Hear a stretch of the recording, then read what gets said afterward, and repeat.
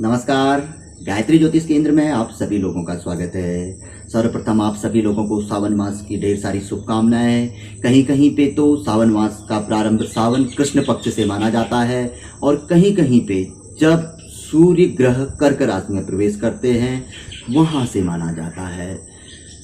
किंतु सावन मास तो सावन मास है, भोले के भक्तों का मास है, भगवान शिव शंकर का मास है और यहाँ पर को भगवान शिव शंकर अपने भक्तों पे अनंत कृपाएं करते हैं। और भोलेनाथ के बारे में तो सभी लोग जानते हैं कि वो अत्यंत भोले हैं।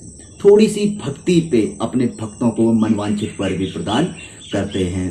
पूर्व के विगत 2 सालों से सावन मास में हम आप लोगों के लिए बहुत अच्छी जानकारी के लिए सत्य सिद्ध सरल और आसान उपाय लेके आए हैं।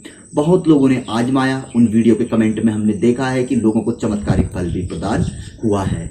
आज भी सावन मास के प्रारंभ में आप लोगों के लिए बहुत ही अच्छी जानकारी का वीडियो हम लेके आए हुए हैं कि जिससे कि भोलेनाथ की कृपा आप सभी लोगों को प्राप्त हो। अत्यंत सरल सिद्ध तुरंत फल देने वाला उपाय है और मुझे पूरी उम्मीद है कि सावन मास में ही आपको इस उपाय का चमत्कारिक प्रतिफल परिणाम देखने में आएगा।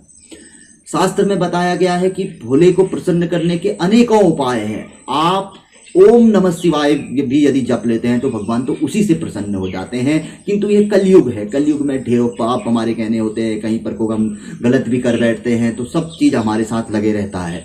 तो फिर भी कहीं ना कहीं हम कुछ अतिरिक्त ही अपने लिए चाहते हैं कि कुछ हमें विशेष ही प्राप्त हो। तो ये उपाय भी कुछ ऐसा ही है।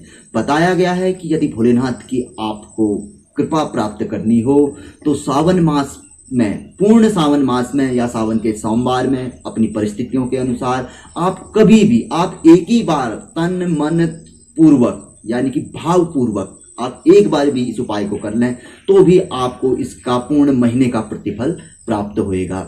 बताया गया है कि बेलपत्र को, चंदन को गंगा जल में घिसकर, चंदन जो होता है लकड़ी वाला चंदन या सामान्य पीला चंदन, उसको घिसकर गंगा जल में उसको घिसना है। उसके बाद एक पात्र में गाय के दूध में, जो दूध आप भगवान शिव शंकर को चढ़ाते हैं, उस दूध में डाल देना है। और जो बेलपत्र हैं 108 बेलपत्र, यानी कि 3 पत्ते होते हैं बेलपत्र में, 2 पत्ते वाला अखंडित माना जाता है, वो पवित्र नहीं माना जाता है। तो 3 पत्ते वाले बेलपत्र 108 की संख्या में उसमें डुबो दीजिए।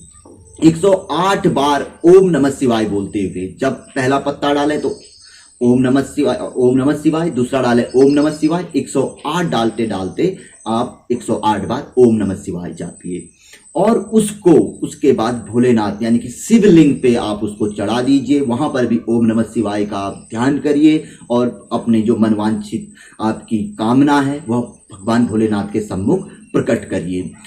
यदि बताया गया है कि कोई व्यक्ति पूर्ण सावन मास में इस तरह से, यानी कि चंदन को गंगा जल में घोलकर उसको दूध में डालकर उसमें 108 पत्ते बेलपत्र के डालकर यदि भगवान शिव शंकर को चढ़ाता है तो उसकी कैसी ही मनोकामना हो वो अवश्य पूर्ण होती है। बड़ी से बड़ी समस्याएं तक छूमंतर हो जाती हैं, ऐसा बताया गया है। और भी कई प्रकार के उपाय बताए गए हैं लेकिन वो थोड़ा जटिल होते हैं, कठिन होते हैं। कई चीजें आप लोगों को उसमें से उपलब्ध नहीं रहती है।